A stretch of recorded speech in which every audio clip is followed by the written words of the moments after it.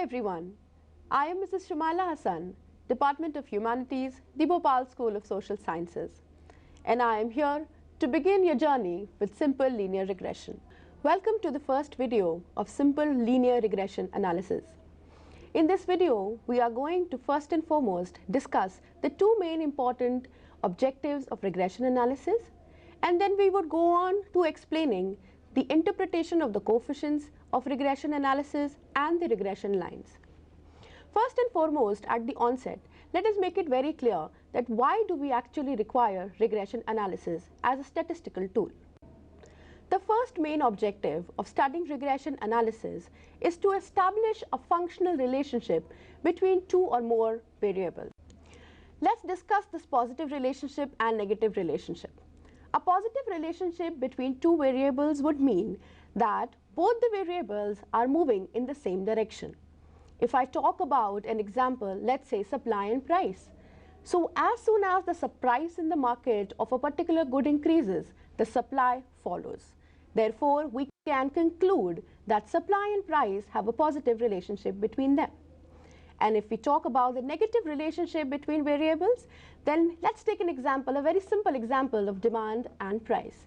If the price in a market reduces, the demand increases. And if the price increases, the demand decreases. This is an example of a negative relationship.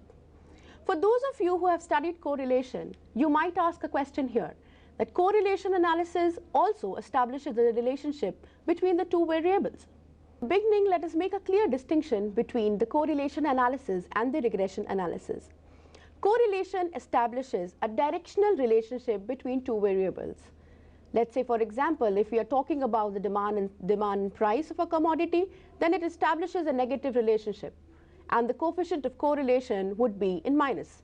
But if we talk about a positive correlation, let's say, for example, if you're talking about supply and price, it can be interpreted as a positive relationship. Correlation is a directional measure of relationship between two variables. Regression analysis, therefore, goes a step ahead. It goes on to establish a relationship between a dependent variable and an independent variable. By dependent variable, I mean a variable whose value is going to depend on certain changes in the independent variable. If we are talking about two variables or two or more variables which are closely related, we might use the known values of one variable in order to predict the unknown values of the second variable. This is the second purpose and the most important purpose of regression analysis, forecasting. With the help of the known values of one variable, we will be able to predict the values of the unknown variable. Let's say, for example, if we are talking about the policy making of a company and we want to predict the sales of a particular company in the coming next quarter, with the help of the previous data available with us in relation to the advertising expenses, we can be able to calculate this with the help of the regression analysis. Let's go on to recalling the general equation of a line. Now, the general equation of line is interpreted as y is equal to a plus bx. Now, you might wonder why I am talking about the general equation of line when I am talking about the regression analysis. The regression analysis is basically based on the general equation of line which we have studied earlier in mathematical terms. If we talk about econometrics, econometrics is a combination of economic analysis, statistics, and mathematics. And by far, the general equation of line or the regression equation forms the basis of the econometric analysis. If I may recall the general equation of line once again, the line equation says y is equal to a plus bx. Now, let's discuss what all these variables mean. Y is the dependent variable whose values are going to depend on the dependent variable.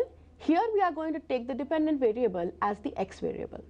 So therefore, y is your dependent variable and x is your independent variable. Now you might wonder what exactly is a and b. Now the a plus bx, a is the intercept of the line and b is the slope of the line. Now what do we mean by the intercept and the slope? The portion of the y-axis or the x-axis that the line is cutting. Now, if nothing is mentioned, then we might assume that it is cutting the y-axis at some or the other point. From the origin to that point is taken as the intercept on the y-axis. Now let's talk about the slope of a particular line. The slope of a particular line decides the direction of a line. If the slope of a line is negative, it is going to be a downward sloping line, and if the slope of a line is positive, it is going to be an upward sloping line. In the next video, we will try and calculate the values of beta 0 and beta 1, that is the intercept and the slope respectively, and then try to fit in a regression model that will help us to create a relationship between the dependent and the independent variable.